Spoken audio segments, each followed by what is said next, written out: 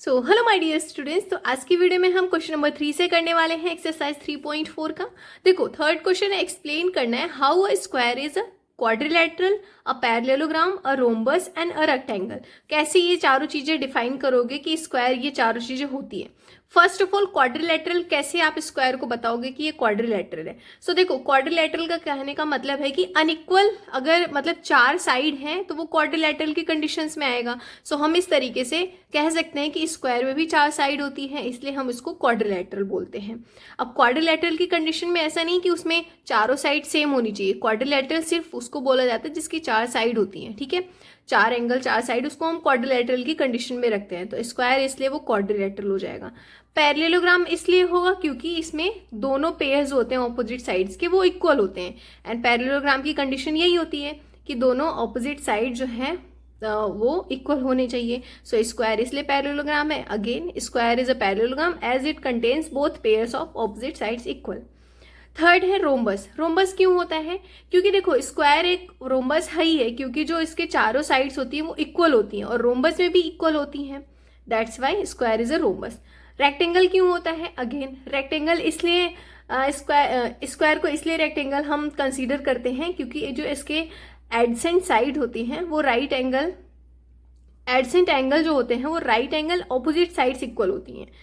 AdSense side जैसे कि ये एक रेक्टेंगल है तो ये साइड, ये एंगल और ये एंगल दोनों राइट एंगल हैं, चारों राइट एंगल होते हैं और ये ऑपोजिट साइड्स इक्वल होते हैं, इसलिए हम इसको स्क्वायर को रेक्टेंगल की कैटेगरी में रखते हैं। सो एक एक करके हम लिख लेते हैं। फर्स्ट जो है हम क्या लिखेंगे? अ square is a quadrilateral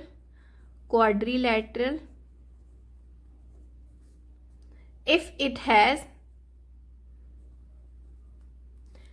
four unequal length of sides।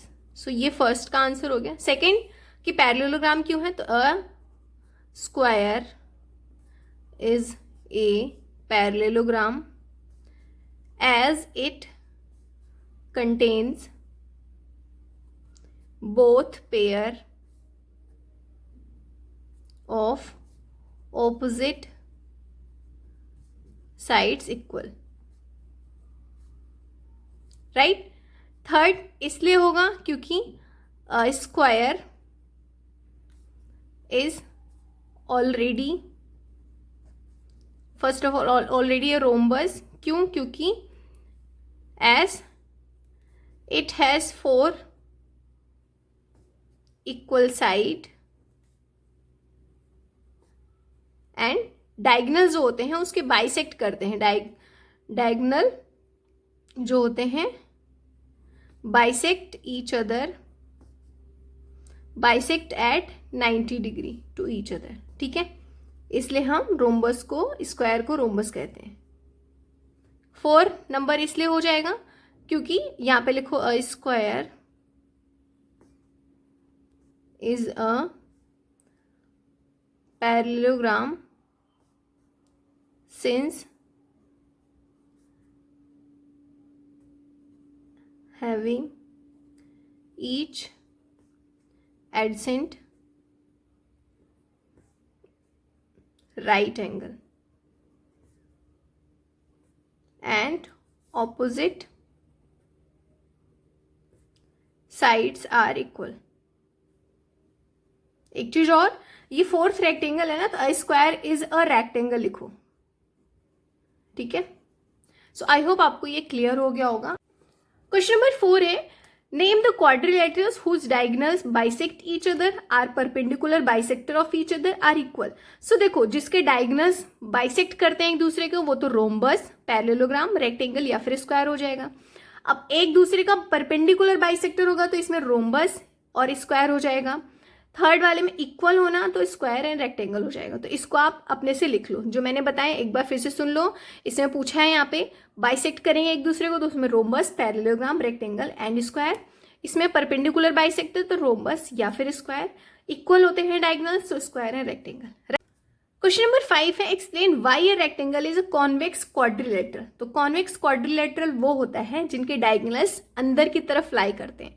सो ये रहा एक रेक्टेंगल बना हुआ है, आप ध्यान से देखेंगे तो ये जो इसके डायगोनल्स हैं वो अंदर की तरफ रेज किए गए हैं और अंदर की तरफ ही लाई कर रहे हैं। सो सिंपल सा आंसर है as its vertex are raised and both of its interior diagonals lie on its interior. तो यहाँ पे जो डायगोनल्स है वो अंदर की तरफ लाई कर रहे हैं। सो इसलिए जो रेक्टेंगल है वो कॉन्वेक्स क्वाड्रिलेटरल। फिर से सुन लो क्या लिखना है, as its vertex are raised and both of its diagonal lie in its interior. दोनों डायगोनल जो है अंदर की तरफ लाई कर रहे हैं। ठीक है। क्वेश्चन नंबर 6 है ABC is a right angle triangle and O is mid point of the side opposite to the right angle. देखो ABCD एक राइट एंगल ट्रायंगल है, O मिड पॉइंट है। अब यहाँ पे बताना है explain why O is equidistance from ABC। The dotted lines are drawn additionally to help you. अब ये जो डॉटेड लाइन उन्होंने ड्रॉ किया ना वो हमें हेल्प करने के लिए सो दैट हम समझ पाए, एक्स्ट्रा ड्रॉ किया गया है। अब देखो सिंपल सा समझो, जब ये आप इसमें डायगोनल ड्रॉ करते हो रेक्टेंगल में तो आपको देखने से लग रहा होगा ये एक राइट एंगल ट्रायंगल है और ये दूसरा राइट एंगल ट्रायंगल हो गया। ठीक है, तो दो राइट एंगल ट्रायंगल को मिला के एक डायगोनल एक रेक्टेंगल बनता है। क्या समझाया मैंने?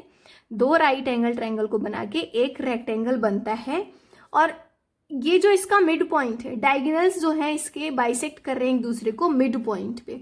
सो आप सिंपल से समझो जो AC है, AC और BD वो तो इक्वल होंगे ना, AC एंड BD डायगोनल्स जो होते इक्वल होंगे और मिड पॉइंट पे ही वो इंटरसेक्ट कर रहे हैं। सो हम कह सकते हैं कि O is equidistance from ABCD, क्योंकि जो मिड पॉइंट पे अगर कोई इंटरसेक्ट कर रहा है लाइन तो इसका मतलब है कि वो इक्विडिस्टेंस पे है, सेम डिस्टेंस पे है ये। ठीक है, जो भी चीजें BO जितना है वही उतना OD है, OC जितना है वही OA है। ठीक है, सो हम बोल सकते हैं O is equidistance from ABC। O कैसे ABC से इक्विडिस्टेंस है? क्योंकि इसके जो डायगोनल्स हैं वो एक दूसरे को बाइसेक्ट कर रहे हैं। सो आई होप आपको ये समझ में आई होगी। इतना ही था, मिलते हैं नेक्स्ट वीडियो में जहाँ पे हम चैप्टर नंबर 4 करेंगे। मेरी आपसे रिक्वेस्ट है प्लीज़ इस वीडियो को जितना हो सके उतना शेयर करो और अपने दोस्तों को बताओ। ठीक है, अगर नहीं समझ में आ रहा है तो प्लीज़ कॉमेंट किया करो, एटलीस्ट पता तो चले। Bye bye.